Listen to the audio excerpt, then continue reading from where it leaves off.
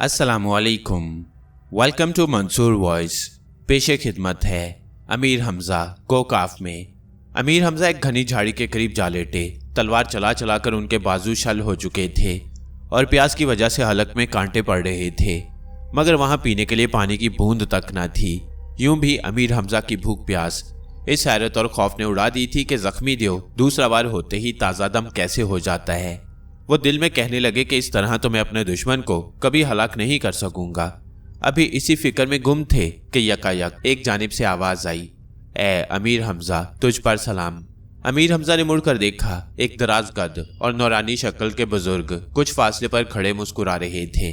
अमीर हमजा ताजीम के लिए उठ खड़े हुए, सलाम का जवाब दिया और अदब से कहने लगे, हजरत आप कौन हैं?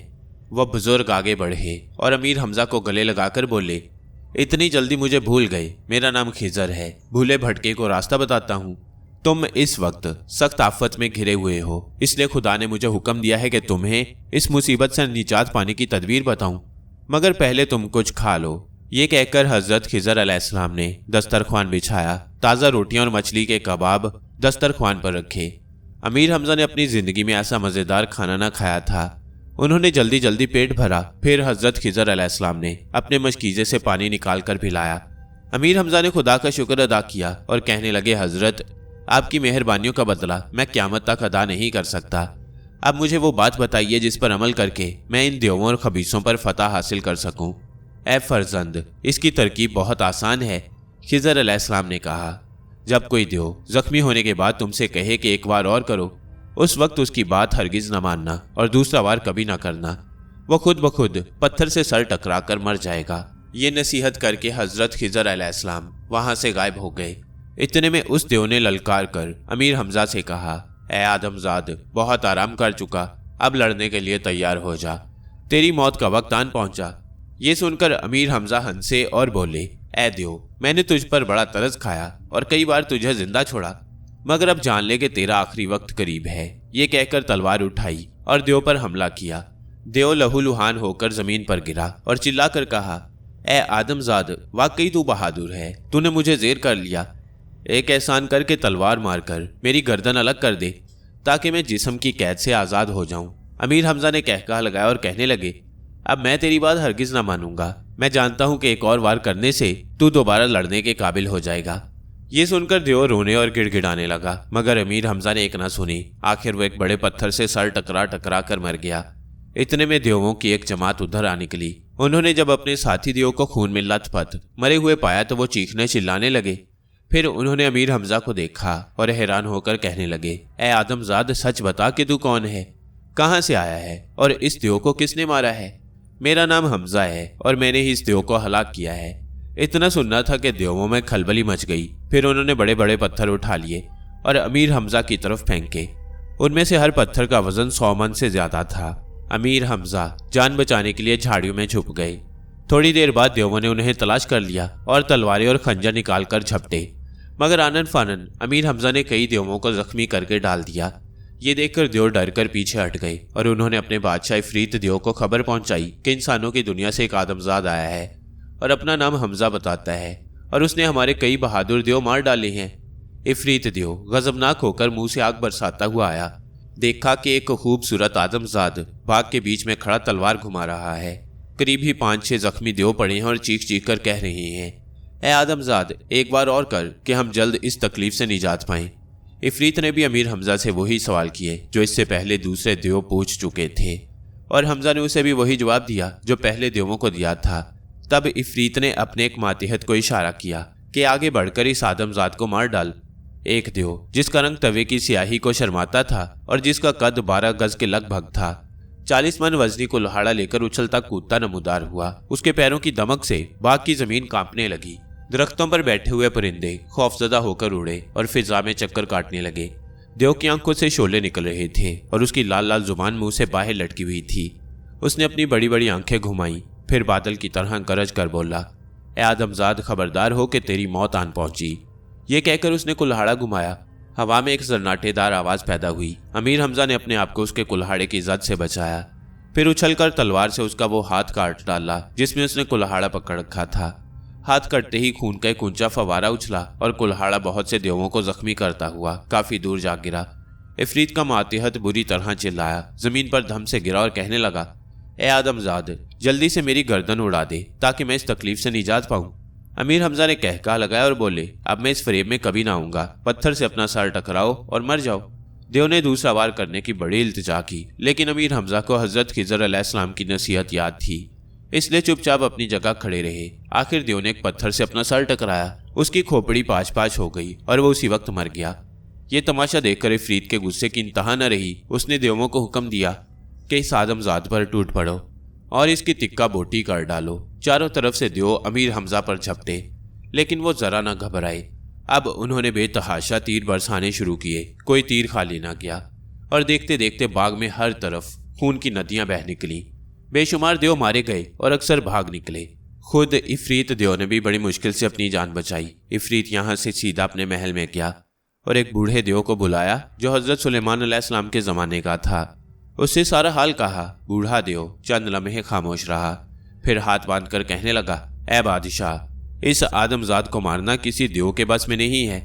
मैंने हजरत सुलेमान अलैहिस्सलाम से सुना था कि आखिरी ज़माने में एक आदमजाद जिसका नाम हमजा होगा इंसानों की दुनिया से निकलकर कोहकाफ में आएगा। उसकी तलवार और तीरों से हजारों देव मारे जाएंगे और तो खुद भी उसके हाथों मौत के घाट उतरेगा। ऐसा मालूम होता है कि ये वही आदमजाद है। यह सुनकर अफरीत और तैश में आया। सोचे समझे बगैर उसने एक बड़ा सा पत्थर उठाया और बूढ़े देव के सर पर दे मारा। वो बेचारा मुंह से आवाज निकाले बगैर फौरन मर गया। उधर अमीर हमजा भी इफरीत की तलाश में निकले। रास्ते में बहुत से देवों ने उनका रास्ता रोकने की कोशिश की, लेकिन उन्होंने सबको काट कर डाल दिया। इसके बाद देवों में भगदड़ मच गई और वो अपनी जान बचाने के लिए पहाड़ों और वीरानों की तरफ भाग निकले। इफरीत देव का महल आसमान से बातें करता था और उसकी सबसे ऊंची छत पर एक कालीशान मीनार बना हुआ था। इफरीत डर के मारे उस मीनार के अंदर जा छुपा और अंदर दाखिल होने के तमाम रास्ते बंद कर दिए। फिर उसने जादू के जोर से बड़े बड़े वजनी पत्थर अमीर हमजा के ऊपर फेंकने शुरू किए, मगर हमजा का बाल भी बीका न हुआ और वो महल के अंदर घुसने का रास्ता तलाश करने लगा। अचानक परियों का एक गिरोह हाजिर हुआ। उन्होंने अमीर हमजा को सलाम किया और आसमान परी की जानिब से शुक्रिया अदा करते हुए कहने लगी, ए अमीर, इस महल में दाखिल होने की सूरत इसके सिवा और कुछ नहीं कि आप अपनी तलवार से अपने बाएं हाथ में थोड़ा सा शगाफ दें, फिर उस खून पर इस्मे आज़म पढ़कर महल के दरवाजों पर छिड़क दें। फौरन सब दरवाजे खुल जाएंगे। अमीर ने जल्दी से बाएं हाथ में शगाफ दिया। सुरख सुरख खून उबल पड़ा। उन्होंने इस्मे आज़म पढ़कर उस खून पर दम किया और इफरीत के महल के दरवाजों पर छिड़क दिया। यूं महसूस हुआ जैसे एक जबरदस्त जल्जला आ गया हो। जमीन थर थर कांपने लगी, पहाड़ों में दरारें पड़ने लगी, दरख्त जमीन पर झुक गए और आसमान का रंग गहरा सुर्ख हो गया। फिर आंधी के आसार दिखाई दिए।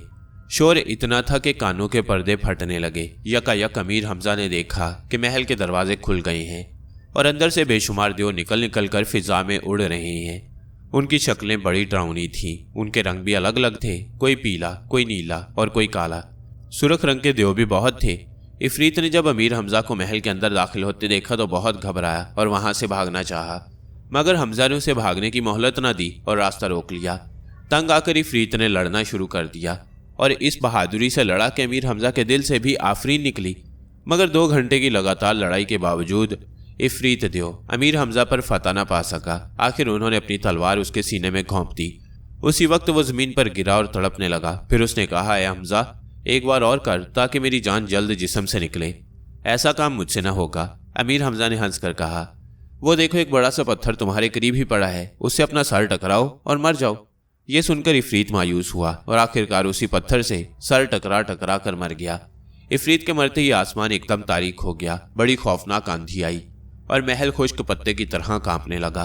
ऐन उसी वक्त 10,000 परियां नमूदार हुईं और उनके आते ही आंधी दूर हो गई। तमाम परियों ने अमीर हमजा के कदमों पर सर रखकर उनका शुक्रिया अदा किया और तरह तरह की नेमतें और मेवे उनके सामने रखे। अमीर हमजा ने जी भरकर ये मेवे खाए और जवाहरात के बने हुए प्यालों में लजीज शरबत पिया। अमीर हमजा ने आसमान परी को उसकी सल्तनत सौंपी।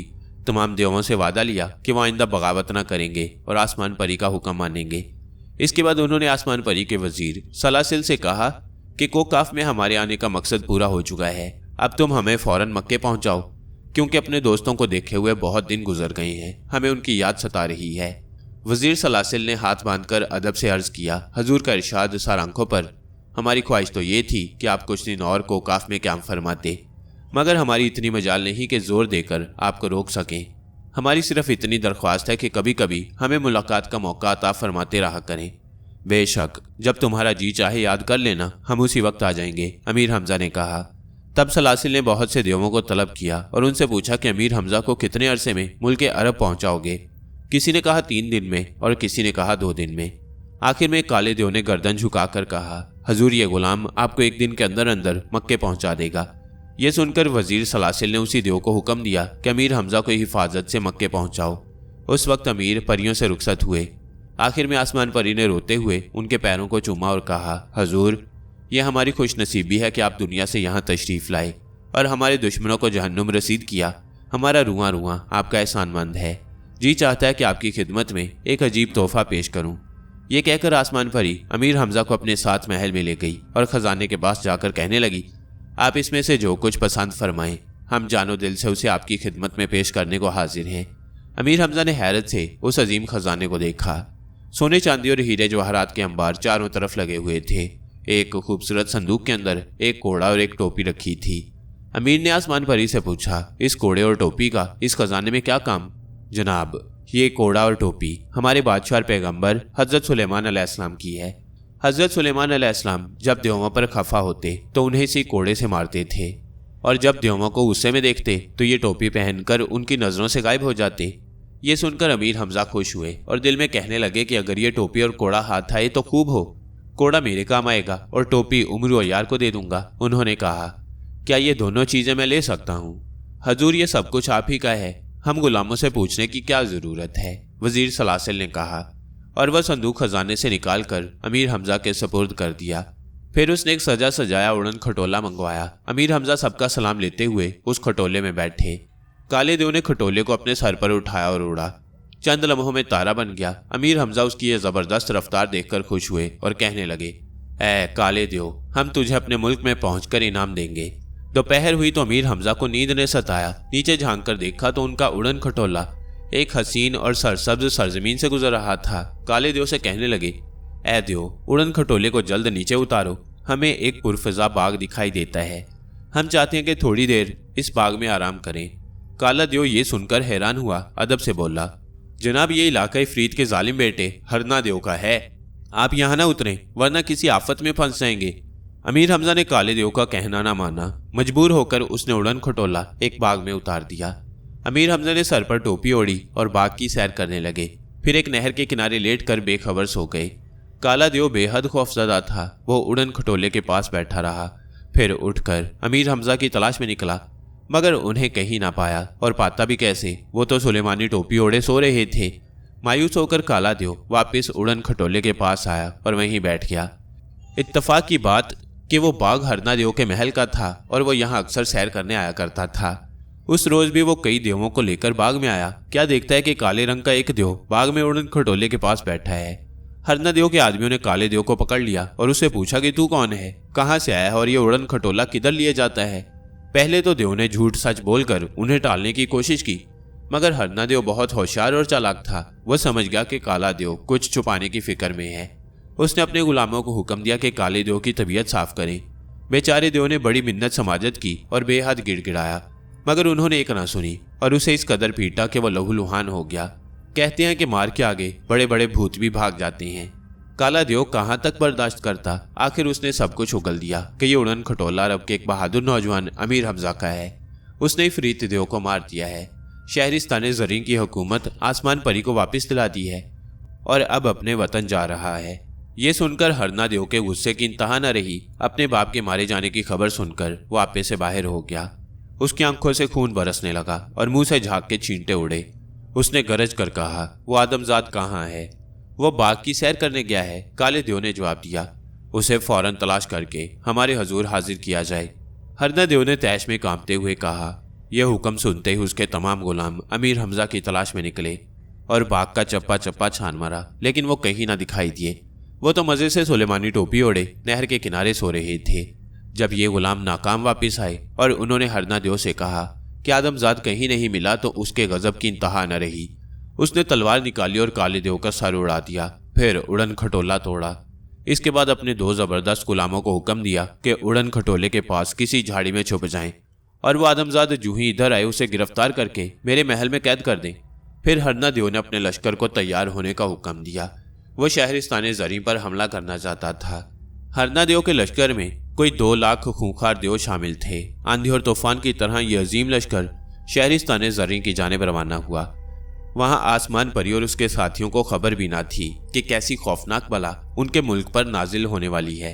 वहां तो जश्न मनाए जा रहे थे। यकायक आसमान का रंग काला हो गया। फिर ऐसा जबरदस्त ज़लज़ला आया कि परियां इधर उधर भागने लगी। हरनादेव का लश्कर अब शहरिस्तान ज़री के ऊपर परवाज कर रहा था। फिर परियों ने हमलावर देवों को देख लिया, मगर अब भागने की गुंजाइश न थी। हरनादेव ने खून की नदियां बहा दी। आसमान परी को लोहे की जंजीरों में जकड़कर एक अंधेरे कुएं में फेंक दिया और शहरिस्तान ज़री पर कब्जा जमा लिया।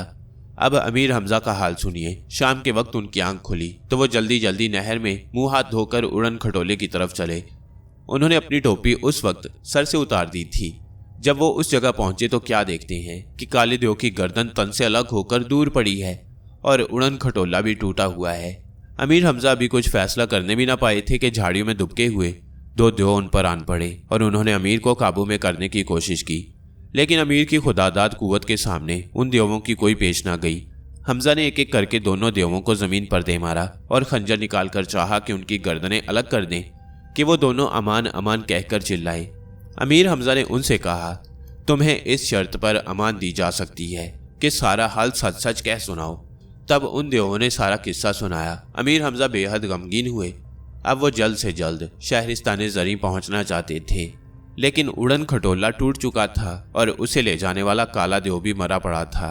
आखिर उन्होंने उन्हीं देवों से कहा, देखो तुम मुझे फौरन शहरिस्तान ज़री ले चलो, मैं तुम्हें बहुत सा इनाम इकराम दूंगा। अगर तुमने इनकार किया तो कसम है पैदा करने वाले की कि अभी तुम्हारी गर्दनें इस खंजर से उड़ा दूंगा। अमीर हमजा का जलाल और उनके खंजर की चमक देखकर दोनों देवों की सिट्टी गुम हो गई। रोते हुए उनके कदमों पर गिरे और कहने लगे, ए आदमजाद, तू हमसे ज्यादा ताकतवर है, हम पर तरस खा और हमारी जान बख्श दे। हम तुझे एक आन में शहरिस्तान ज़री पहुंचा देते हैं, मगर हम शहर में न जाएंगे। अगर हरनादेव के किसी गुलाम ने हमें वहां देख लिया तो वो हमें हरगिज जिंदा न छोड़ेगा। गर्ज अमीर हमजा को दोनों देव एक दूसरे उड़न खटोले पर सवार करा के शहरिस्तान ज़री की जानिब हवा की रफ्तार से रवाना हुए और दम भर में उन्होंने अपने सवार को शहर के नजदीक पहुंचा दिया। तब अमीर ने उन्हें इनाम देकर रुखसत किया और खुद वहां से पैदल आगे बढ़े। कुछ फासले पर एक बहुत बड़ा दरिया नजर आया जिसका पानी जोश मारता था और उसकी लहरें आपस में जब टकराती तो निहायत खौफनाक आवाज पैदा होती। उस दरिया को देखकर अमीर को खुदा की कुदरत याद आई। दरिया क्या था? समुंदर था जिसका दूसरा किनारा दिखाई न देता था। दूर दूर तक किसी कश्ती या जहाज के आसार भी नजर न आते थे। अमीर हमजा सख्त परेशान थी कि दरिया क्यों कर पार करें। आखिर जंगल में जाकर एक दरख्त काटा और उसके तने को खोखला करके कश्ती बनाई। फिर उस कश्ती को सर पर उठाकर दरिया तक लाए और पानी में डाल दिया। दरिया का दूसरा किनारा आंखों से ओझल था और मालूम नहीं था कि कितनी दूर है। इसलिए अमीर हमजा ने जंगली फल, मेवे और मीठा पानी कश्ती में भर लिया ताकि रास्ते में काम आए। इसके बाद वो अल्लाह का नाम लेकर कश्ती में बैठे और उसे लहरों के रहमो करम पर छोड़ दिया। कश्ती हवा के सहारे मौजों से लड़ती भिड़ती एक नामालूम मंजिल की जानिब तेजी से चली जा रही थी। कई दिन गुजर गए। सूरज ना जाने कितनी मर्तबा डूबा और कितनी मर्तबा निकला, मगर दूसरा किनारा दिखाई ना दिया। आखिर एक दिन फल, मेवे और मीठे पानी का जखीरा भी खत्म हो गया।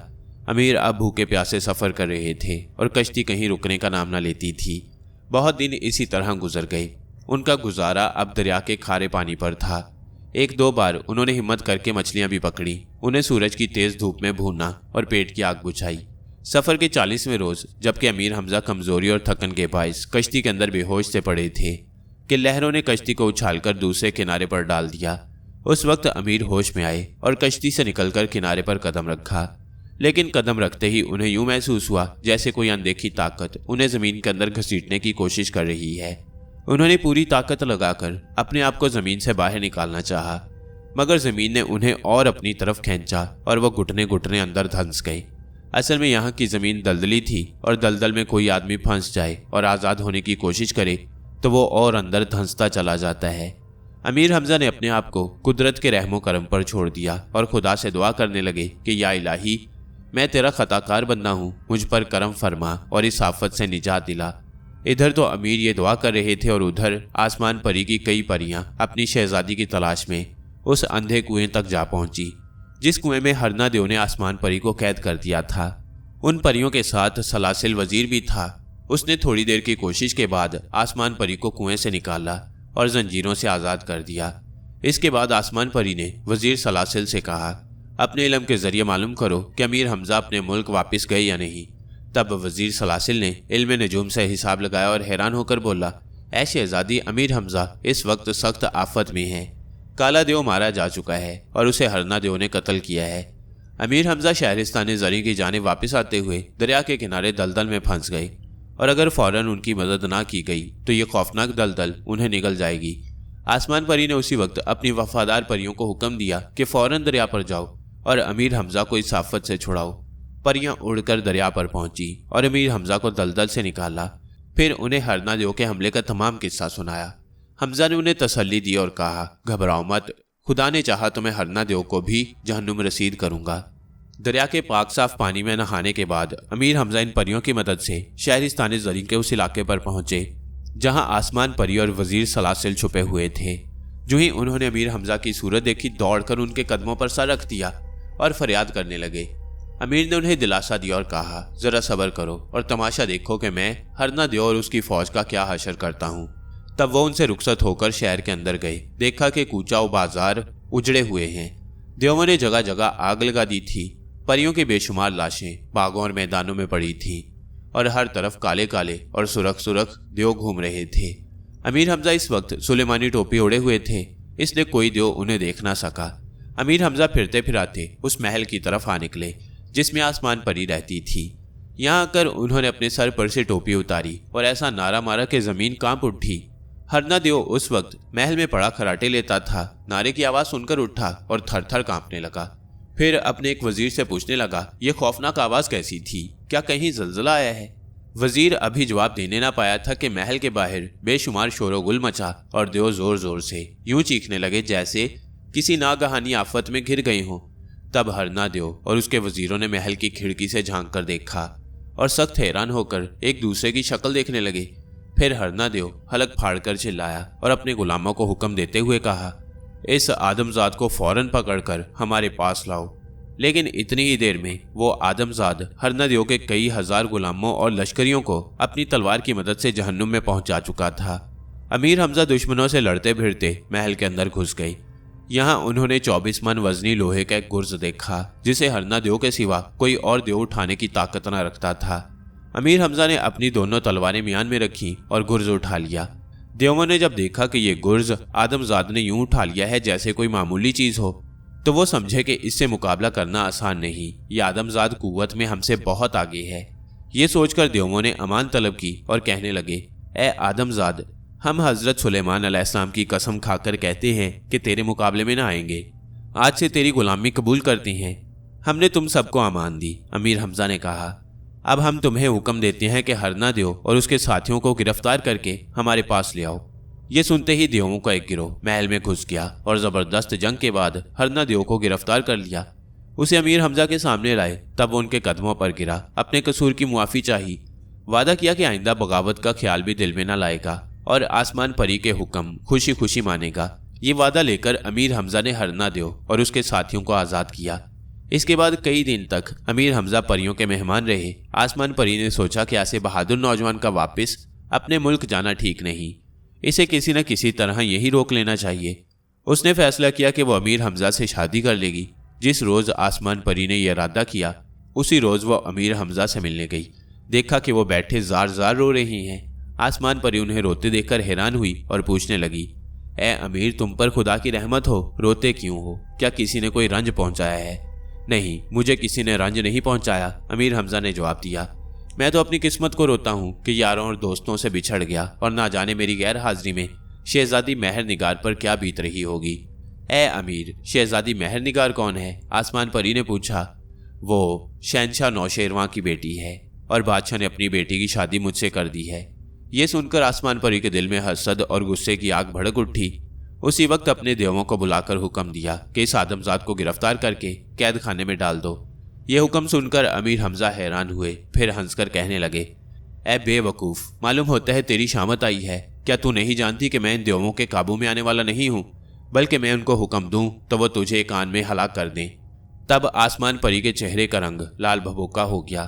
अपनी कमर से बंधा हुआ खंजर खोलकर अमीर हमजा पर झपटी और वार करना चाहती थी कि अमीर ने हाथ बढ़ाकर उसकी कलाई पकड़ी और खंजर छीनकर दूर फेंक दिया। फिर देवों से कहा कि इसे ले जाओ और पर काटकर किले की फसील से नीचे गिरा दो। देवों की क्या मजाल थी कि अमीर हमजा का हुक्म न मानते। आनन फानन उन्होंने आसमान परी को पकड़कर उसके पर काटे और फसील से नीचे गिराने को ले चले। ऐन उसी वक्त वजीर सलासिल और आसमान परी की बहन अजरा परी वहां आन पहुंची। उसने ये माजरा देखा तो दौड़कर अमीर हमजा के पैरों पर गिरी और कहा कि आसमान परी के लिए यही सजा काफ़ी है कि उसके पर काट दिए गए, अब उसकी जान बख्शी की जाए। अमीर ने अजरा परी की दरख्वास्त कबूल की और देवों को हुक्म दिया कि आसमान परी को रिहा कर दिया जाए। फिर उन्होंने तख्ते शाही अजरा परी के हवाले किया और खुद वहां से रुखसत होने की तैयारियां करने लगे। उनके दिल पर इन परियों की बेवफाई और एहसान फरामोशी का बड़ा असर था। अब वो किसी कीमत पर भी कोकाफ में रहने के लिए तैयार न थे। अजरा परी ने उनसे कहा कि हम उड़न खटोले के जरिए पलक झपकने में आपको मुल्क अरब पहुंचाए देते हैं।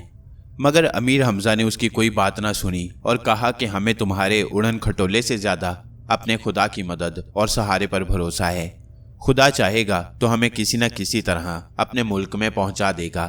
ये कहकर उन्होंने सबको आहवुजारी करते हुए छोड़ा और खुद शहरिस्तान ज़री से निकलकर जंगल की जानिब चल दिए।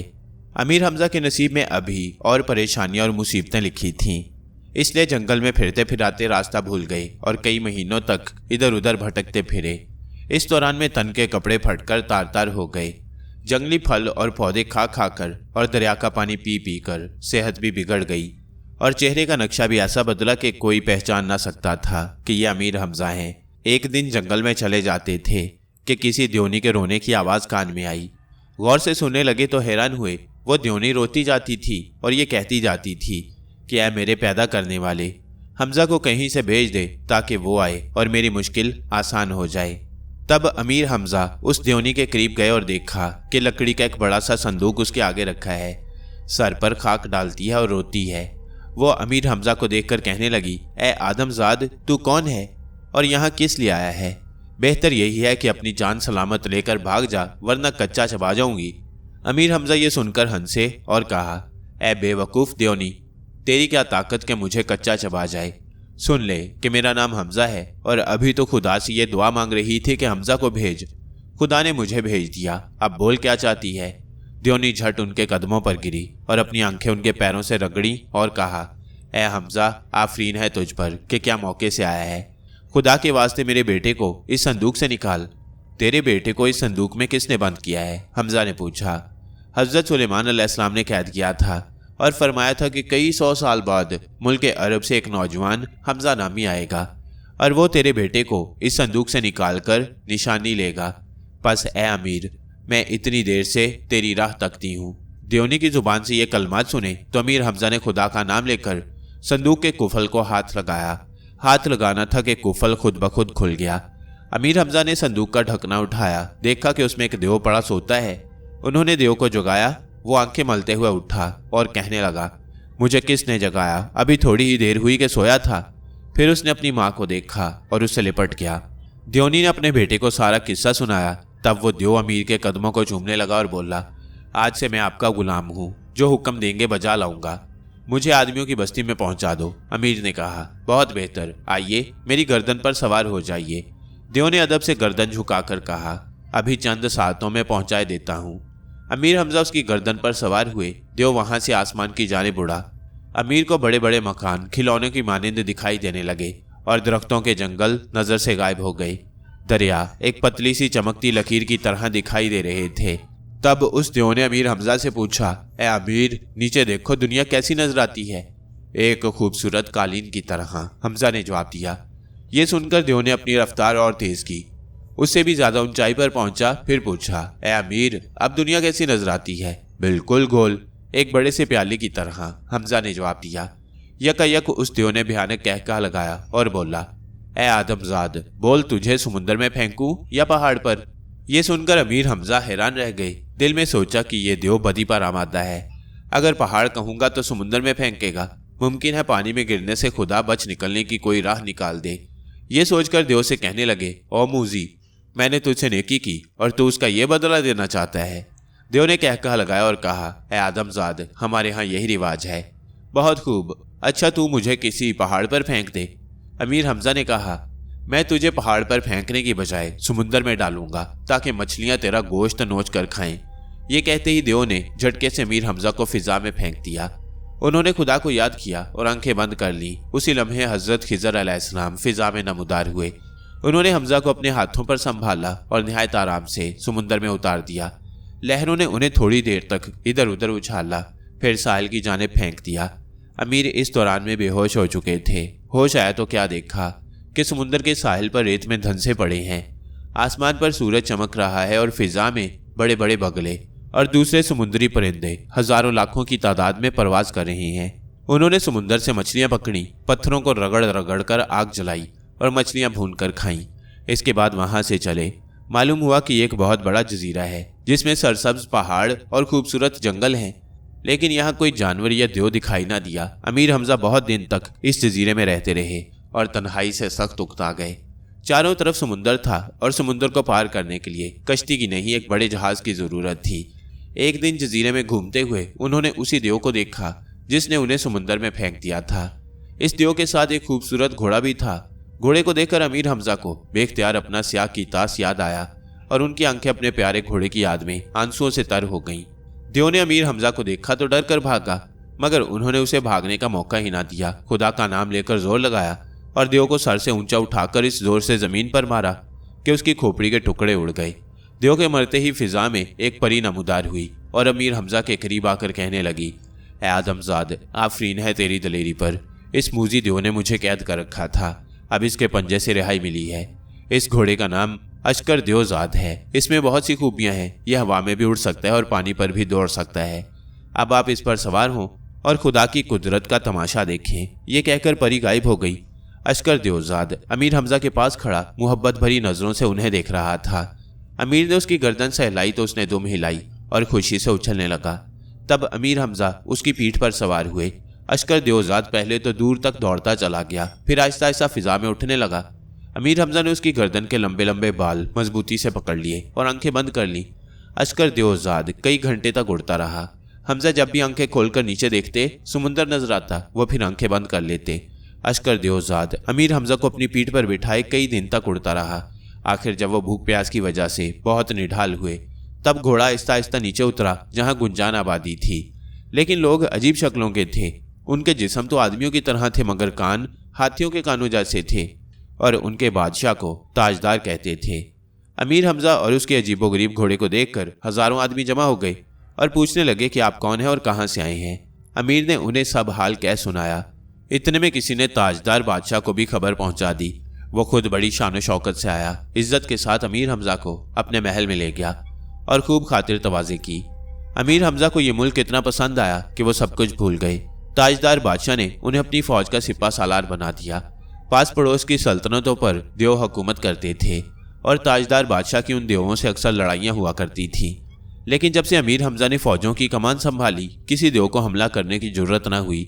इस तरह 12 बरस गुजर गए। आखिरकार एक दिन हमजा को वतन की याद ने पूरी तरह सताया। बादशाह ताजदार से कहने लगे, ए बादशाह, हम बहुत दिन तेरे पास रहे। खुदा को यही मंजूर था कि अपने दोस्तों और अजीजों से इतना अरसा जुदा रहें, मगर अब सब्र नहीं होता। कोई ऐसी सूरत निकाल के हम जल्द अपने प्यारे वतन पहुंच सकें। यह सुनकर ताजदार बादशाह रो पड़ा। उसे अमीर हमजा से मोहब्बत हो गई थी और वह नहीं चाहता था कि अमीर हमजा उसके मुल्क से जाएं, मगर रोकने की जुर्रत भी न थी क्योंकि उनकी शाहजोरी और बहादुरी का सिक्का उसके दिल पर बैठ चुका था। थोड़ी देर तक आंसू बहाने के बाद ताजदार ने कहा, ए फर्जंद, तेरा वतन यहाँ से बहुत दूर है। पैदल जाना चाहेगा तो तमाम उम्र वहां न पहुंच सकेगा। रास्ते में 7 अजीमुशान दरिया पड़ते हैं, उन सबको अबूर करना जरूरी है। पहला दरिया पानी का, दूसरा आग का, तीसरा धुएं का, चौथा खून का, 5वां पिघले हुए लोहे का, छठा चांदी का और 7वां सोने का है। इन 7 दरियाओं को खैरियत से पार कर ले तब समझ कि कोकाफ की दुनिया से निकल गया। ताजदार की जुबानी उन 7 दरियाओं का जिक्र सुनकर हमजा फिक्रमंद हुए। तब ताजदार ने कहा, ए फर्जंद, घबरा मत, मैं तुझे एक तदबीर बताता हूँ। खुदा ने चाहा तो तू अपने मकसद में कामयाब होगा। पहले दरिया के किनारे एक बूढ़ी औरत रहती है। उसकी उम्र का अंदाजा अभी तक कोई नहीं कर सका। वह दिन रात खुदा की इबादत में लगी रहती है, ना किसी से कुछ मांगती है और ना कहीं आती जाती है। अगर तुम उस बुढ़िया से जाकर दरख्वास्त करो तो मुमकिन है वो तुम्हें कोकाफ से इंसानों की दुनिया में पहुंचा दे। चंद दिन बाद अमीर हमजा शहर के लोगों और ताजदार बादशाह से रुखसत होकर अश्कर देवजात पर सवार हुए और पहले दरिया की जानिब रवाना हो गए। घोड़ा कई रात और कई दिन लगातार हवा में उड़ने के बाद पहले दरिया के किनारे उतरा। हमजा ने दरिया को देखा तो होश उड़ गए। दरिया क्या समुंदर था जिसका दूसरा किनारा दिखाई न देता था। उन्होंने परी से सुना था कि अश्कर देवजात पानी में भी चल सकता है। अमीर ने घोड़े को दरिया में ले जाने की कोशिश की, मगर वह बुरी तरह उछलता टापता और दरिया में कूदने से इनकार करता था। आखिरकार हमजा ने यह इरादा तर्क कर दिया। अमीर हमजा बहुत दिन तक दरिया के किनारे घूमते फिरते रहे। आखिर एक रोज एक खुशनुमा और वसी बाग दिखाई दिया जिसमें नहरें और फव्वारे चल रहे थे और दरख्तों पर हजारों किस्म के हसीन परिंदे बैठे चहचहा रहे थे। संगे मरमर की एक आलीशान बारादरी के अंदर एक बुढ़िया नजर आई जो कालीन पर बैठी खुदा की इबादत कर रही थी। अमीर हमजा उसके करीब जा खड़े हुए। कई रोज बाद बुढ़िया ने निगाह उठाकर अमीर हमजा की तरफ देखा। उन्होंने फौरन झुककर सलाम किया और अदब से खड़े रहे। बुढ़िया के चेहरे पर खुशी के आसार पैदा हुए। उसने हाथ बढ़ाकर अमीर हमजा की गर्दन नीचे झुकाई और उनकी पेशानी चूम ली। ऐ बेटे, मैं न जाने कब से तेरी राह तकती हूँ। 1000 बरस पहले खिज़र अलैहिस्सलाम ने मुझे यहाँ भेजा था और कहा था कि एक दिन इस हुलिये का एक जवान इधर आएगा, नाम उसका हमजा होगा, और मेरा फ़र्ज़ यह है कि हमजा को कोकाफ के 7 दरिया पार करा के मुल्क अरब में पहुँचा दूँ। अब मैंने तुम्हारी शक्ल देखते ही पहचान लिया कि तुम ही हमजा हो। हाँ बड़ी अम्मा, मेरा ही नाम हमजा है। यह सुनकर बुढ़िया बहुत खुश हुई और अमीर हमजा की खातिर तवाज़ो करने लगी। तरह तरह के लजीज फल और भुना हुआ गोश्त खुदा जाने कहाँ से लाई। अमीर ने मज़े मज़े से ये सब चीज़ें खाईं। फिर बुढ़िया ने कहा, है बेटे, इस बाग में सी मुर्ग आया करते हैं, उनको मारकर खाल से अपना और अपने घोड़े का लिबास तैयार करो ताकि आग का दरिया तुम पर कुछ असर ना करे। अमीर हमजा उसी वक्त बाग में गए। देखा कि एक जगह 4 बड़े बड़े सी मुर्ग बैठे थे। उनके कद हाथी के बराबर थे और जब ये अपने पर फड़फड़ाते तो जोर की आंधी आती और दरख्तों की शाखें झूलने लगती। अमीर हमजा ने उनमें से एक सी मुर्ग को मारा, बाकी 3 उड़ गए। 1 माह की मेहनत के बाद उन्होंने सी मुर्ग की खाल से अपना और अपने घोड़े का लिबास बनाया। ये लिबास ऐसा था कि आंखों के सिवा जिस्म का कोई हिस्सा दिखाई ना देता। इस काम से फुर्सत पाई तो वो नेक दिल बुढ़िया हाथ में एक लंबा सा आसा लेकर उनके आगे आगे चली। दरिया के किनारे पर आई और अपना आसा पानी पर मारा। उसी वक्त पानी 2 हिस्सों में तकसीम हो गया। तब उस बुढ़िया ने अमीर से कहा, बेटे, बेफिक्र होकर मेरे पीछे पीछे चले आओ और आंखें बंद रखो। हमजा ने ऐसे ही किया। 7 दिन और 7 रातें बराबर चलते रहे। आखिर 8वें रोज दरिया से पार हुए। जब पहला दरिया अबूर कर लिया तो बुढ़िया ने अपना आसा उन्हें दिया और कहा कि अब हम इस दुनिया से रुखसत होते हैं। जब हम मर जाएं तो इस दरिया के किनारे कब्र खोदकर हमें दफना देना। इसके बाद बेधड़क तुम हर दरिया में कूद जाना। हमारे ये आसा जब तक तुम्हारे पास रहेगा, खुदा ने चाहा तो कोई परेशानी करीब ना फटकेगी। ये कहते ही उस बुढ़िया का दम निकल गया और वह बेजान होकर जमीन पर गिर पड़ी। अमीर हमजा को उसके मरने का बेहद रंज हुआ। बेख्तियार रोने लगे। कब्र खोदकर उसे दफन किया, फिर उसका आसा संभाला और अश्कर देवजात की लगाम थामकर आगे रवाना हुए। अमीर हमजा को यहाँ छोड़कर अब हम आपको उमरू अय्यार और उसके दोस्तों के पास ले चलते हैं ताकि मालूम करें कि जब हमजा कोकाफ को रवाना हुए तो उमरू और उसके साथियों पर क्या बीती। आपको याद होगा कि ख्वाजा बुजुर्ग महर ने उमरू अय्यार के नाम एक खत भेजा था जिसमें लिखा था कि खुदा अमीर हमजा को कोकाफ में 18 साल तक रखेगा और ये मुद्दत पूरी होने के बाद हमजा शहर तंजा में तुमसे आकर मिलेगा। इसलिए ज़रूरी है कि तुम अपने दोस्तों और शहजादी महर निगार समेत शहर तंजा की जानिब रवाना हो जाओ। जब हमजा को परियां उड़न खटोले पर बिठाकर ले उड़ी तो उनके दोस्त एक दूसरे से लिपट लिपट कर खूब रोए। आखिर उमरू ने सबको तसल्ली दी और सफ़र की तैयारियां शुरू की। एक शुभ घड़ी में मक्के से निकले और मगरिब की जानिब रवाना हुए। जोपीन मक्कार के लश्कर ने उनका पीछा किया। कई मरतबा खूनरेज़ लड़ाइयाँ हुई जिनमें जोपीन के बहुत से सिपाही मारे गए। आखिर उसने उमरू की फौज का पीछा छोड़ दिया और मैदान की जानिब लौट गया। उमरू और लिंधूर मंजिलों पर मंजिलें तय करते एक अजीमुशान शहर के नज़दीक पहुंचे जिसके चारों तरफ निहायत आलीशान पत्थर का किला बना हुआ था और फसील उस किले की इतनी ऊंची थी कि सर उठाकर देखो तो टोपी नीचे जा गिरे। उमरू ने अपने साथियों से मशवरा किया। सबने कानों पर हाथ धरे और कहा कि यह किला फतह करना किसी इंसान के बस की बात नहीं। ये सुनकर उमरू तैश में आया और कहने लगा, बहुत अच्छा, मैं खुद जाता हूँ और किला फतह करके दिखाता हूँ। ये कहकर एक गोशे में गया और जादू के जोर से अपनी सूरत वजीर बख्तक की सी बनाई। फिर 100 बहादुर सवारों का एक दस्ता लेकर किले के दरवाजे पर पहुंचा और दरबानों से कहा, फौरन किलादार को खबर करो कि नौशेरवां का वजीर बख्तक आया है और शहजादी मेहरनिगार को हमजा के हाथ से छीन लाया है। अब हमजा के लश्करी पीछा कर रहे हैं, इसलिए जल्द दरवाजा खोलो ताकि शहजादी मेहरनिगार को किले में ले आए। दरबान दौड़े दौड़े गए और किलेदार को सारी बात सुनाई। वो उसी वक्त फसील पर आया, देखा कि वाकई नौशेरवां का वजीर बख्तक मौजूद है। उसने पहरेदारों से कहा कि दरवाज़ा खोल दो। उमरो यार अपने फौजी दस्ते को लेकर बड़ी शानो शौकत से किले में दाखिल हो गया। किलेदार ने पूछा, जनाब शहजादी मेहरनिगार कहाँ है? अभी उन्हें बुलवाता हूँ, उमरू ने जवाब दिया। फिर अपने एक सवार को खुफिया पैगाम देकर लिंधूर के पास भेजा कि किले का दरवाज़ा खुला पड़ा है, फौरन आओ और कब्जा कर लो। लिंधूर और दूसरे पहलवान आंधी तूफान की तरह आए और आनन फानन किले पर अपना झंडा लहरा दिया। इस किले में 3 साल तक की खुराक जमा थी। उमरो यार का लश्कर 3 बरस तक इस किले में रहा, फिर यहाँ से निकला और मगरिब की तरफ चला। बहुत अरसे बाद शहर हलब में पहुंचा। मुकबिल वफादार के चचाजाद भाई नाजिर हलबी और आदिल हलबी कुछ फासले पर रहते थे। वो फौरन इस्तकबाल को आए और शहर हलब के चारों तरफ गहरी खंदक खुदवा कर पानी से भर दी ताकि कोई दुश्मन शहर में दाखिल न हो सके। फिर वो निहायत इज्जत और एहतराम के साथ मुकबिल वफादार, लिंधूर और उमरू वगैरह को शहर में ले गए और कहा कि यहाँ 4 साल की खुराक जमा है। जब तक ये जखीरा ख़त्म ना हो जाए हम तुम्हें कहीं और ना जाने देंगे। गर्ज इसी तरह मुल्कों और शहरों शहरों सफ़र करते हुए 17 साल की मुद्दत में वो शहर तंजा में दाखिल हुए। यहाँ 1 साल का गल्ला जमा था और जब 1 साल बाद ये गल्ला ख़त्म हुआ तो फौजी सिपाहियों ने भूख और फाके से बेताब होकर घोड़ों को ज़िबा करके खाना शुरू कर दिया। उमरू ने सब लोगों के राशन में कमी कर दी। ये देखकर आदि करब पहलवान को सख्त गुस्सा आया, लेकिन उमरू से बात करने की जुर्रत ना हुई। बहुत देर तक सोचता रहा कि पेट की आग को क्यों कर बुझाए कि अचानक एक तदबीर दिमाग में आई। दौड़ा दौड़ा उमरू के पास आया और कहने लगा, भाई उमरू, देखते हो भूखे मारे मेरी क्या हालत हो गई है। हड्डियां पसलियां सब बाहर निकल आई हैं। चाहो तो एक एक करके सब गिन लो। अगर चंद रोज तक यही हाल रहा तो मैं भाई हमजा को देखे बगैर ही मर जाऊंगा। ये कहकर झूठ मूठ आंसू बहाने लगा। उमरू यार भी उसकी ये हालत देखकर अफसोस करने लगा और बोला, भाई आदि, जहाँ इतने दिन सब्र किया है चंद रोज और कर लो। 18 साल की मुद्दत पूरी होने में 1 आध दिन ही बाकी रह गया है। खुदा ने चाहा तो हमजा से मुलाकात होगी, वही हमारी ये मुश्किल आसान करेंगे। ये बात तो ठीक है उमरू भाई, मगर मुझसे अब भूख बर्दाश्त ना होगी। इजाज़त दो कि किसी और शहर की तरफ जाऊं और वहां से खाने का कुछ सामान ले आऊं। उसने ऐसी जिद की कि उमरू ने मजबूरन इजाज़त दे दी। उसने आदि से कहा, देखो जल्दी वापस आना और ज़्यादा देर ना लगाना। आदि करब अपने हाथी पर सवार हुआ और जंगल की राह ली। रात हुई तो उसे जंगल में कुछ फासले पर मशालें जलती हुई दिखाई दी। जल्दी से वहां पहुंचा, देखा कि ताजिरों का एक बहुत बड़ा काफिला ठहरा हुआ है।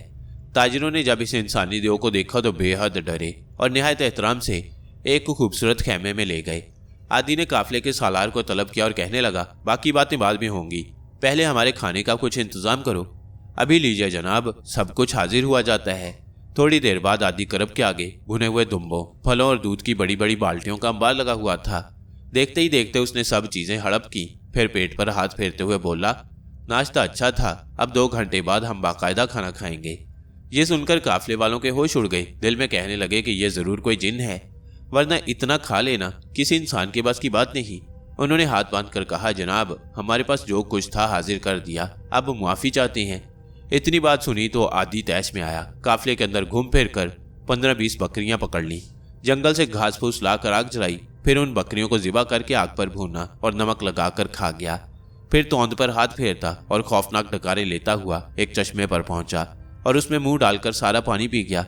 इसके बाद वापस काफिले में आया, हाथी की पीठ से अपना बिस्तर उतारा और बिछाकर सो गया। काफिले वाले खौफ से थर थर कांप रहे थे और उन्हें पूरे यकीन हो चुका था कि इंसान के भेष में ये जरूर कोई बला है जो उन्हें चट करने आई है। उन्होंने फैसला किया कि जब बला गहरी नींद सो जाए तब चुपके चुपके अपना सामान बांधो और भाग निकलो। आधी रात हुई तो आदि के भयानक खराटों से जंगल की फिजा गूंज रही थी। काफिले वाले रुखसत होने की तैयारियां कर रहे थे कि अचानक डाकुओं का एक गिरोह उधर से गुजरा। डाकू ने जंगल में मशालें जलती हुई देखी तो खुश हुए कि ज्यादा दूर नहीं जाना पड़ा, एक काफिला जंगल में ही मिल गया, आओ इसको लूटे। वो सबके सब तलवारें और खंजर चमकाते हुए काफिले पर आन पड़े। काफिले वालों की चीखों पुकार और गुल गपाड़े से आदि पहलवान की आंख खुल गई। दिल में कहने लगा, खुदा इन्हें गारत करे। थोड़ी देर को आंख झपकी थी कि जगा दिया। यकायक उसे एहसास हुआ कि मामला कुछ और है। इतने में काफिले का सरदार आदि के पास आया और कहने लगा, जनाब, आप देख रहे हैं कि डाकुओं ने हम पर हमला कर दिया है। इस वक्त आपकी मदद दरकार है। आप इनसे दो हाथ कर सकती हैं। फिक्र न करो, मैं अभी इन बदमाशों की मुरम्मत करता हूँ। ये कहकर आदि पहलवान ने उठकर जबरदस्त नारा लगाया। उसकी आवाज की गरज से डाकुओं के कलेजे उछलकर हलक में आ गए और उनके घोड़े सहम कर टापने लगे। तब आदि ने डाकुओं को उठा उठाकर जमीन पर पटकना शुरू किया और सबकी खूब मुरम्मत की। इसके बाद उनसे काफिले वालों का लूटा हुआ माल वापस लिया और आइंदा के लिए वादा लिया कि कभी डाका न मारेंगे और मेहनत मजदूरी करके रोजी कमाएंगे। आदि पहलवान के ये कमालात देखकर काफिले वालों को अपनी बदगुमानी पर बड़ा अफसोस हुआ। वो सबके सब हाथ जोड़ते हुए आदि के पास आए और कहने लगे, हजूर, आप बड़े बहादुर हैं। हम आपके बारे में ये सोच रहे थे कि इंसान के भेष में कोई खबीस बला है जो हमें हड़प करने आई है, मगर अब पता चल गया कि आप वाकई हम ही जैसे आदमी हैं। खुदा के वास्ते हमारा कसूर मुआफ कर दीजिए। ये बात सुनकर आदि खूब हंसा। फिर जवाब में कहा, तुम्हारा कसूर सिर्फ इसी सूरत में मुआफ हो सकता है कि मुझे आइंदा खाने पीने की तकलीफ ना होनी चाहिए। हम वादा करते हैं जनाब, आइंदा ऐसा ना होगा, काफिले वालों ने कहा। दिन निकला तो काफिले वाले अपनी मंजिल की तरफ रवाना हुए। आदि पहलवान भी उनके साथ साथ था। शाम हुई तो एक आलीशान शहर के आसार दिखाई दिए। ताजरों का काफिला शहर में दाखिल हुआ तो देखा कि हर तरफ शोरे मातम बरपा है। औरतों और मर्दों ने काले रंग के कपड़े पहन रखे हैं और हर शख्स की आंखों से आंसू टपक रहे हैं। आदि ने एक आदमी से पूछा, क्यों भाई, तुम पर क्या आफत आई है कि काले कपड़े पहनकर यूं रोते पीटते फिर रहे हो? उस शख्स ने आदि को ऊपर से नीचे तक देखा, फिर मुंह बनाकर बोला, मालूम होता है तुम इस शहर में अजनबी हो। अरे भाई, आज हमारा बादशाह दुनिया से रुखसत हुआ है और रियाया उसी का शोक मना रही है। ये तो तुमने बहुत अफसोसनाक खबर सुनाई, आदि ने कहा। इसका मतलब है कि शहर के तमाम बाजार बंद पड़े होंगे। अब मैं खाने पीने की चीजें कहाँ से हासिल करूंगा?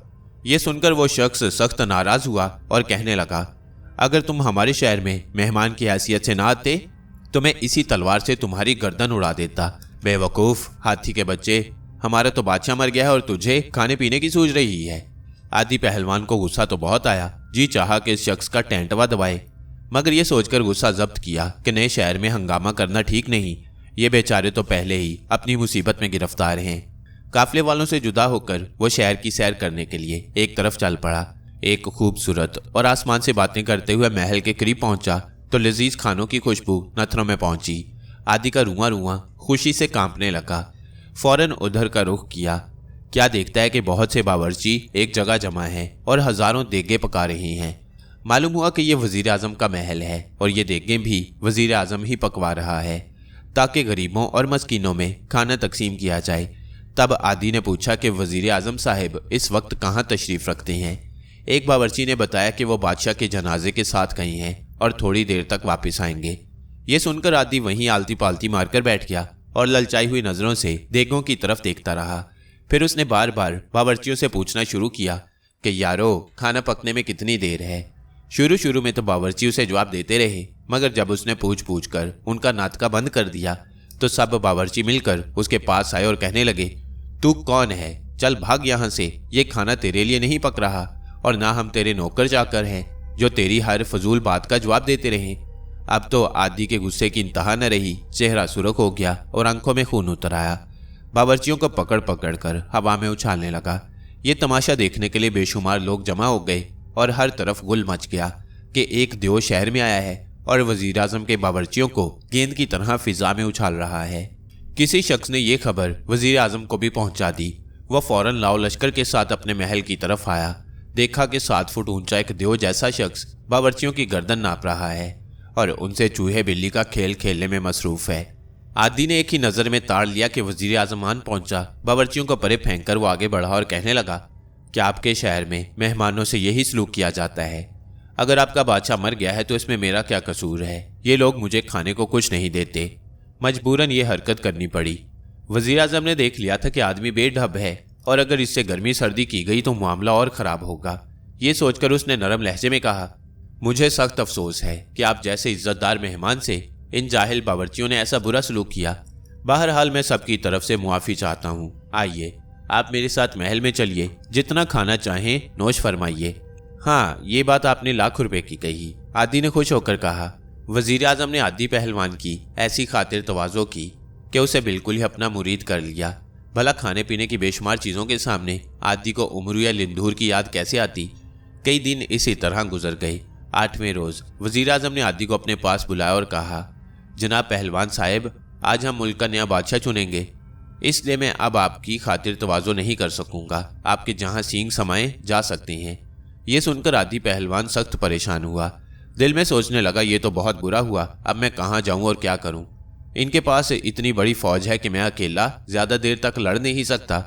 बेहतर यही है कि चुपचाप यहाँ से खिसक जाऊं और कहीं और जाकर किस्मत आजमाई करूं। उसने वज़ीर आज़म से कहा, बहुत बेहतर जनाब, बंदा रुखसत होता है, मगर इतनी मेहरबानी करें कि रास्ते में खाने पीने का कुछ सामान अनायत फरमा दें। 50 बकरियां, 100 मुर्ग, 2-3 हज़ार अंडे, 1 मन शहद, 50 मन दूध और 200-300 मन फल वगैरह। अच्छा, हम ये इंतज़ाम भी कर देंगे, मगर पहले बादशाह का इंतखाब करना ज़रूरी है। ये इंतखाब आप किस तरह करते हैं? आदि ने पूछा। इसका तरीका यह है कि हम एक परिंदा हवा में छोड़ते हैं जिसे हुमा कहते हैं। शहर के सब आदमी एक वसी मैदान में पहले से जमा हो जाते हैं। ये परिंदा थोड़ी देर तक हवा में उड़ने के बाद किसी एक शख्स के सर पर खुद ब खुद बैठ जाता है। हम उस शख्स को अपना बादशाह बना लेते हैं, ख्वाह वो शख्स कोई मोची हो या भिखारी या लोहार या बढ़ई। आदि ने कहा, बेशक हमें इससे गर्ज नहीं होती कि वो कौन है, हम तो ये देखते हैं कि हुमा किसके सर पर बैठता है। इसका मतलब यह है कि अगर वो आपका परिंदा, क्या नाम, हुमा, मेरे सर पर बैठ जाए तो आप मुझे बादशाह बना लेंगे। जरूर, हमारी यही रस्म है, वज़ीर आज़म ने जवाब दिया। यह सुनकर आदि की खोपड़ी में फिर खुदबुद शुरू हुई। दिल में कहने लगा, क्या मजा हो अगर मैं बादशाह बन जाऊं। आखिर किस्मत आजमा लेने में हर्ज ही क्या है। वो वज़ीर आज़म से कहने लगा, मैं भी आपके साथ चलूंगा, क्या खबर वो परिंदा मेरे ही सर पर बैठ जाए। यह सुनकर वज़ीर आज़म का कलेजा खौफ से बैठ गया। सख्त परेशान हुआ कि इस मूजी को यह बात क्यों बता दी। उसका दिल कह रहा था कि हुमा इसके सर पर जरूर बैठ जाएगा, क्योंकि यह कद में सब आदमियों से ऊंचा है। वज़ीर आज़म दिल में तो आदि को बुरा भला कह रहा था, मगर ज़ाहिरी तौर पर उसने मुस्कुराते हुए कहा, पहलवान साहब, यह हमारी खुश नसीबी होगी कि हुमा आपके मुबारक सर पर बैठे और आप हमारे बादशाह बन जाएं। किस्सा मुख्तसर, आदि पहलवान उस वसी और इस मैदान में पहुंचा जहां लाखों आदमी जमा थे और हर शख्स इसी उम्मीद में था कि हुमा उसी के सर पर बैठेगा। आदि पहलवान मस्त हाथी की तरह झूमता हुआ आया तो लोगों ने उसका रास्ता छोड़ दिया और हैरत से देखने लगे। थोड़ी देर बाद 12 हट्टे कट्टे हबशी गुलाम मैदान में नमूदार हुए और उन्होंने बड़े बड़े बिगल बजाकर ऐलान किया कि हुमा छोड़ा जाता है, इसलिए सब लोग खामोश हो जाएं। इस ऐलान के साथ ही चारों तरफ सन्नाटा छा गया और हर शख्स सांस रोककर हुमा के उड़ने का इंतजार करने लगा। तब वज़ीर आज़म ने सोने के बने हुए खूबसूरत पिंजरे में हाथ डालकर एक परिंदे को बाहर निकाला और हवा में उड़ा दिया। ये परिंदा हवा में जिधर जिधर उड़ता, उधर उधर लाखों आदमियों की निगाहें उसका पीछा करती। देर तक बहुत ऊंचाई पर उड़ने के बाद हुमा आहिस्ता आहिस्ता चक्कर काटता हुआ नीचे उतरने लगा। फिर यकायक वो आदि पहलवान के सर पर जा बैठा। उसी वक्त वज़ीर आज़म ने घुटनों के बल झुककर आदि पहलवान को सलाम किया और मुबारकबाद दी। फिर तालियों और नारों के शोर में एक जुलूस मनाया गया और आदि पहलवान राइयत की सलामी लेता हुआ वज़ीर आज़म के साथ शाही महल में दाखिल हुआ। वो खुशी से फूला न समाता था। उस रात सारे शहर में चिरागां किया गया और नए बादशाह के तख्त पर बैठने का जश्न धूमधाम से मनाया गया। आदि को हुकूमत करते हुए बहुत दिन गुजर गए। इस मुद्दत में वो अपने दोस्तों और भाइयों सबको भूल भाल गया। हुकूमत का काम वजीर और अमीर करते और आदि को दिन रात सिवाय पेट भरने के कुछ काम ना था। एक दिन ऐसा इत्तेफाक हुआ कि वज़ीर आज़म की लड़की, जिसका नाम मेहताब था, शाही महल में आई। आदि ने उसे देखा तो दिल में कहने लगा, ऐसी खूबसूरत लड़की आज तक नज़र से नहीं गुजरी, अगर इससे शादी हो जाए तो क्या कहने हैं। उसी वक्त वज़ीर आज़म को बुलाकर हुक्म दिया, माँ बदौलत तुम्हारी साहिबजादी से शादी करना चाहते हैं, हमारी ये आरजू पूरी की जाए। जहाँ पना गुलाम के लिए हजूर की यह आरजू फ़ख्र का बाइस है। वज़ीर आज़म ने अदब से कहा, लेकिन इसके साथ एक शर्त भी है जिसे मानना ज़रूरी है। वो शर्त क्या है, जल्द बयान करो। आदि ने गरज कर कहा, हजूर शर्त यह है कि अगर मेरी लड़की वफात पा जाए तो आपको भी उसके साथ ही कब्र में जिंदा दफन होना पड़ेगा। वज़ीर आज़म ने जवाब दिया, क्या बकते हो? आदि ने घबरा कर कहा, भला ये कैसे मुमकिन है? जहाँ पनाह हमारे मुल्क का रिवाज यही है कि अगर शौहर की जिंदगी में बीवी मर जाए तो शौहर को बीवी की कब्र में जिंदा दफन होना पड़ता है, और अगर शौहर मर जाए तो बीवी शौहर के साथ जिंदा दफन होगी। इस शर्त को कबूल करना जरूरी है, वरना आपकी शादी ना हो सकेगी। आदि पहलवान समझा कि वज़ीर आज़म मजाक करता है। उसने कहका लगाते हुए कहा, माँ बदौलत को तुम्हारी ये शर्त मंजूर है, जल्द शादी का बंदोबस्त किया जाए। और यूं आदि पहलवान ने वजीरजादी मेहताब से शादी कर ली। दिन आहिस्ता आहिस्ता गुजरने लगे। आदि को हर वक्त खाने पीने और खर्राटे लेने के सिवा कोई काम ना था। मज़े से जिंदगी के दिन गुजार रहा था कि एक रोज़ महल में कनीज़ों के रोने पीटने और वावेला करने की आवाज़ें सुनाई दी। आदि ने पहरेदारों को भेजा कि खबर लाएं क्या वाक़या पेश आया है। पहरेदार थोड़ी देर बाद सीना पीटते और सरों पर खाक डालते हाजिर हुए और रो रो कर कहने लगे, जहां पना गजब हो गया, आसमान टूट पड़ा, मलका आलिया महताब इंतकाल फरमा गई। ये सुनकर आदि पहलवान को अपने पैरों तले की ज़मीन सिरकती हुई महसूस हुई। आंखों के आगे अंधेरा छा गया। तख्त से उठने की कोशिश की मगर उठा ना गया। मालूम हुआ जैसे बदन में से सारी जान निकल गई। आखिर बड़ी मुश्किल से गुलामों और वजीरों ने उठाया, महल के अंदर ले गए और पलंग पर लिटा दिया। मलका महताब का जनाजा उठा तो लाखों लोग उसके साथ थे। बादशाह सलामत आदि पहलवान भी रोते धोते और सीना पीटते चले जा रहे थे। कब्रिस्तान पहुंचे तो देखा कि एक गहरा गड्ढा खुदा हुआ है। आदि ने वजीर आजम के कान में कहा, मलका के लिए इतनी बड़ी और गहरी कब्र खुदवाने की क्या ज़रूरत थी? जहां पना, शायद आप भूल गए कि शादी से पहले आपने क्या शर्त मानी थी। वजीर आजम ने कहा, कौन सी शर्त? हमें बिल्कुल याद नहीं। आदि ने हैरान होकर कहा, वो शर्त ये थी कि जहां पना कि अगर शौहर की जिंदगी में बीवी मर जाए तो शौहर को बीवी के साथ कब्र में जिंदा दफन होना पड़ेगा। इसीलिए ये कब्र इतनी लंबी चौड़ी और गहरी खुदवाई गई है। आप इसमें बड़े आराम से दफन हो सकेंगे, कुछ ज्यादा तकलीफ ना होगी। वजीर आजम की ये बातें सुनकर आदि के तलवों में आग लगी और खोपड़ी तक पहुंची। तैश में आकर चिल्लाया, ओ बदबख्त, ये क्या बकवास है?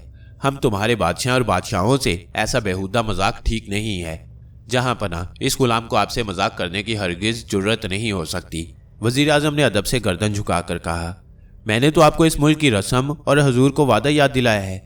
अजी जहन्नुम में जाओ तुम और तुम्हारे ये रस्म और रिवाज। आदि ने आंखें निकाल कर कहा, लो और सुनो, मुझे इस कब्र में मुर्दा औरत के साथ दफन करने चले हैं। क्या खूब, इस मजाक के लिए मैं ही दुनिया में रह गया हूँ। खबरदार, आइंदा मुझसे ऐसी बेहुदा बात किसी ने की तो वो खुद नतीजे का जिम्मेदार होगा। वजीर आजम ने हबशी गुलामों के गिरोह को इशारा किया। वो सब के सब लोहे की जंजीरें हाथों में थाम कर आहिस्ता आहिस्ता आदि पहलवान की तरफ बढ़े। ये देखकर आदि पहलवान सख्त घबराया। बेख्तियार लोगों की तरफ मुंह करके चिल्लाने लगा, ऐ लोगो, ये क्या बदतमीजी है? मैं तुम्हारा बादशाह हूँ और तुम देख रहे हो कि वजीर आजम मेरी तौहीन कर रहा है। इसे रोको वरना मैं शाही जल्लादों को हुक्म दे दूंगा कि वो वजीर आजम की गर्दन तन से जुदा कर दें। आदि की ये बातें सुनकर लोगों ने कहके लगाए और कहा, बादशाह सलामत, ये चीख पुकार और गुल गपाड़ा बिल्कुल बेकार है। आपको इस मुल्क की रस्म और अपने वादे के मुताबिक अपनी बीवी के साथ कब्र में दफन होना ही पड़ेगा। अगर आप खुद ही कब्र में कूद जाएं तो ज़्यादा बेहतर है, वरना हम सब आपको पकड़कर गड्ढे में धकेल देंगे। अब तो आदि पहलवान के होश गुम हुए, पसीने छूट गए। चारों तरफ बेबसी से देखा।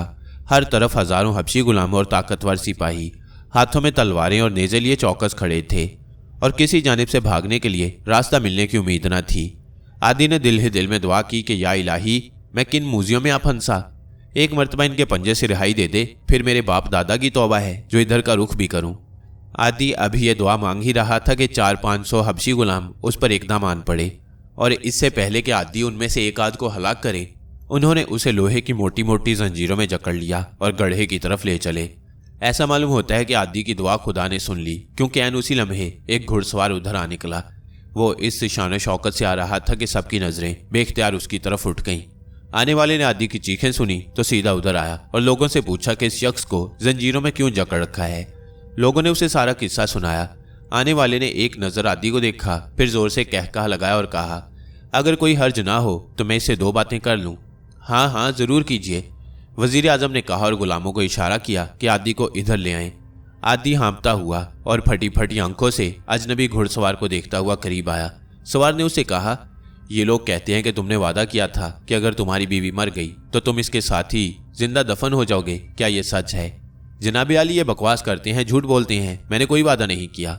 आदि ने गिड़गिड़ा कर कहा, खुदा के लिए मुझे इन वैश्यों के पंजे से आज़ाद कराइए। सारी जिंदगी आपके बाल बच्चों को दुआएं दूंगा। अगर तुम सच सच बताओगे कि क्या वादा किया था तो मैं तुम्हारी सिफारिश करूंगा, अजनबी ने कहा। आदि गर्दन झुकाए चंद लम्हे तक सोचता रहा, फिर रुक रुक कर कहा, हाँ, मैंने वादा किया था कि अगर मेरी बीवी मर गई तो उसके साथ कब्र में जिंदा दफन हो जाऊंगा। ये सुनकर अजनबी ने हल्का सा कहका लगाया और कहने लगा, बंदा खुदा, मर्द की शान ये है कि एक मर्तबा जुबान से जो इकरार करे उसे पूरा करता है। अगर तुमने वजीर आजम से वादा किया था तो अब मुकरते क्यों हो? अजनबी की ये बात सुनकर आदि पहलवान का चेहरा शर्म से सुर्ख हो गया। कोई जवाब न बन पड़ा। आखिर खुशामदाना लहजे में बोला, भाईजान, तुम मुझे कोई शरीफ और बहादुर आदमी नजर आते हो। मैं भी गया गुजरा शख्स नहीं, अमीर हमजा के से नामी ग्रामी पहलवान का दूध शरीक भाई हूँ। आहा, अब मालूम हुआ कि मैंने तुम्हें पहले कहाँ देखा था। अजनबी ने हंसकर कहा, तुम्हारा नाम शायद आदि करब है। बेशक बेशक, आपने सही पहचाना। आदि खुश होकर बोला, खुदा के वास्ते इन वैश्यों को समझाइए कि मेरे साथ ये बेहुदा सलूक न करें। अगर अमीर हमजा और उनके दोस्तों को इस करतूत का पता चल गया तो वो इस शहर की ईंट से ईंट बजा देंगे और किसी को जिंदा न छोड़ेंगे। खूब, बहुत खूब। मगर ये बताओ आदि पहलवान कि तुम अमीर हमजा के दोस्तों का साथ छोड़कर यहाँ कैसे चले आए और बादशाह क्यों कर बन बैठे? जनाब, मैं क्या अर्ज करूं, इस पापी पेट की खातिर यहाँ ना पड़ा। मुझसे बड़ी गलती हुई। अब कान पकड़ता हूँ। ये दरअसल मुझे दोस्तों से बेवफाई करने की सजा मिली है। अमीर हमजा के दोस्त आजकल कहाँ हैं? अजनबी ने पूछा। वो शहर तंजा में हैं। हकीम बुजुर्ग महर ने कहा था कि हमजा 18 बरस कोकाफ में रहने के बाद तुम लोगों से शहर तंजा में आकर मिलेंगे। इसलिए उमरू, लिंधुर, सुल्तान बख्त मगरबी, इस्तफ्तानूश वगैरह सब वही हैं और शहजादी महर निगार उनके साथ है। मगर तुम ये सब बातें क्यों पूछते हो? अजनबी की आंखों से आंसू जारी हो गई। फिर वो कोई जवाब दिए बगैर अपने घोड़े से उतरकर आदि के करीब आया और लोहे की मोटी मोटी जंजीरें यूं तोड़ दी जैसे वो कच्चे सूत की बनी हुई हों। आदि पहलवान को यूं आज़ाद होते देखकर लोगों में भगदड़ मच गई। वजीर आजम के इशारे से हबशी गुलाम तलवारें सौंध सौंध कर आदि की जानिब लपके, मगर अजनबी ने फौरन अपनी तलवार निकाल ली और बुलंद आवाज से कहा, खबरदार, अगर किसी ने एक कदम भी आगे बढ़ाया तो यही खून की नदियां बह जाएंगी। सुन लो कि मेरा नाम हमजा है। जो शख्स मेरे मुकाबले में आएगा जान सलामत न ले जाएगा। अमीर हमजा का ये नारा सुनकर जो जहां था वहीं रुक गया और इतनी हैबत तारी हुई कि बहुत से हबशी गुलाम और सिपाही अपने अपने हथियार फेंक कर भाग खड़े हुए।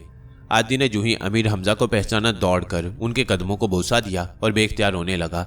हमजा ने उसे उठाकर सीने से लगाया और कहा, अगर इस वक्त खुदा मुझे यहाँ ना भेजता तो तुम हजारों मन मिट्टी के नीचे दबे पड़े होते। इतने में वजीर आजम और सल्तनत के दूसरे तमाम अमीर वजीर अमीर हमजा के करीब आए और झुक झुक कर सलाम करने लगे। फिर उन्हें निहायत इज्जत के साथ शहर में ले गए और खूब खातिर तवाज़ो की। 3 दिन बाद अमीर हमजा और आदि पहलवान वहां से रुखसत होकर शहर तंजा की जानिब रवाना हुए।